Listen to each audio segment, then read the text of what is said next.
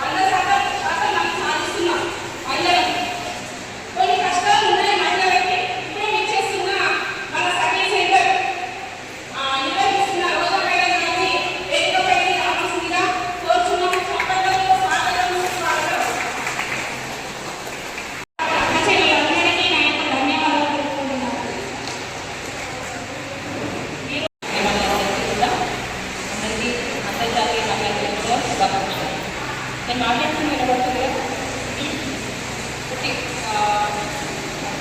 అంతర్జాతీయ ఉత్సవాలుగా చేసుకుంటున్నాము.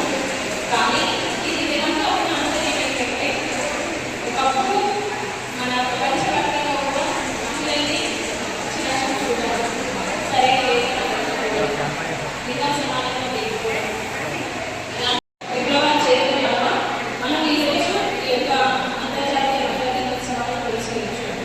దీని ఉద్దేశం ఏంటంటే, మనం గత సంవత్సరం మనం ఏర్పాటు చేసుకున్న అంశాలు ఏంటివి, మనం ఏ టీంతో పనిచేస్తాము, అది ఎంతవరకు మనం సాధించాలి, ఈ సంవత్సరం మనం ఏం చేయాలి, ఇంకా మహిళలు ముందుకు వెళ్ళాలి అంటే ఏం చేయాలి అనే అంశాల గురించి మనం చర్చించుకోవడానికి, మనలో మన అభివృద్ధిని మనం గుర్తించుకోవడానికి, మనం వెనుకబడి ఉన్న అంశాలని గురించి మనం అవగాహన చేసుకుని ముందుకు వెళ్ళడానికి ఏర్పాటు చేసుకున్నైతే ఈ అంతర్జాతీయ మహిళా దినోత్సవం. మరి ఇదే పూర్తి స్థాయిలో మనం ఎప్పుడు కానీ మహిళలను ముందు వరుసలో ఉండాలి, మహిళలను ఏమైనా చేయగలుగుతాము. మరి అవకాశం ఇచ్చిన మీ అందరికీ మరొకసారి మహిళా దినోత్సవ శుభాకాంక్షలు, ధన్యవాదాలు కూడా చెప్తున్నాను. ఈసారి కాంబినేషన్ ఎక్కడ తీసుకున్నాను అప్పటి నుంచి ఆలోచన చేస్తాను.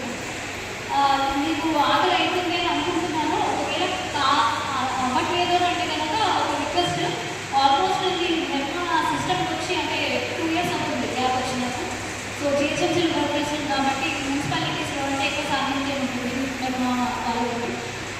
మీకు కుదిరితే ఒకసారి మెట్రో ప్రార్థన గీతం వినాలని ఉంది. మీకు ఆకలి కాకపోతే పాడండి, లేదంటే కంటిన్యూ.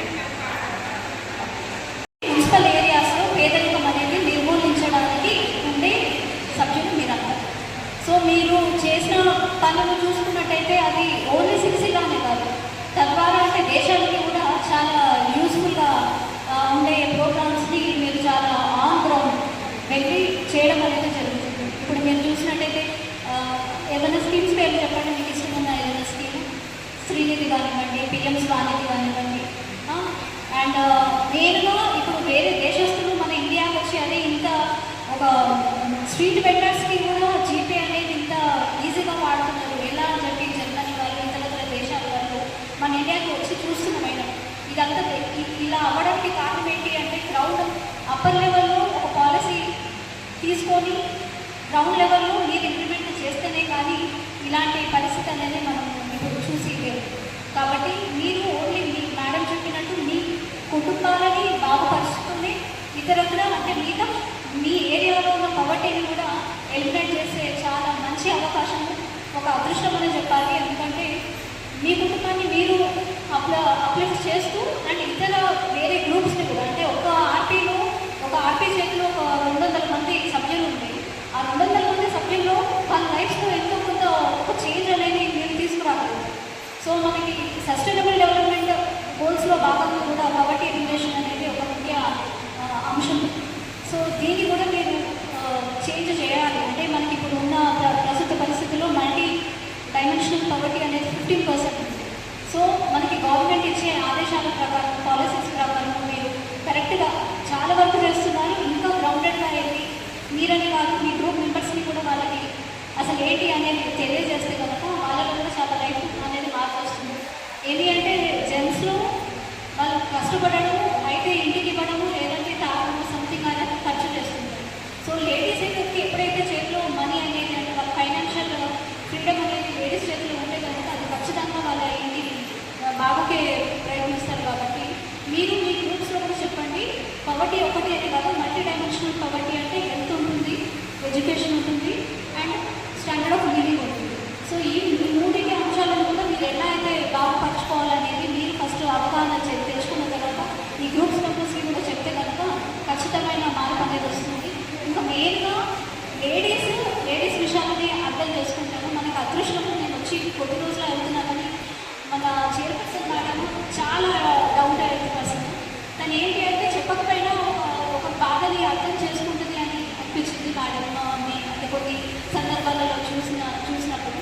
కాబట్టి ఆన్ గ్రౌండ్ మీకు ఏదైనా సమస్య ఉన్నానని నాకైనా మేడంకైనా చెప్పొచ్చు. ఖచ్చితంగా మేము ఇప్పుడు యాజ్ ఏ ఉమెన్ మీకు ఇంకెక్కువ ప్రయారిటీ అంటే నాకు ఇంకా చాలా రకాల పనులు అనేవి ఉంటాయి, కానీ మెట్మాకి ఖచ్చితంగా మేడం కానివ్వండి, నేను కానివ్వండి ఫస్ట్ ప్రియారిటీ ఇచ్చి మీకు ఏదైనా సమస్యలు ఉంటాయి ఖచ్చితంగా ఫాలో చేస్తాను.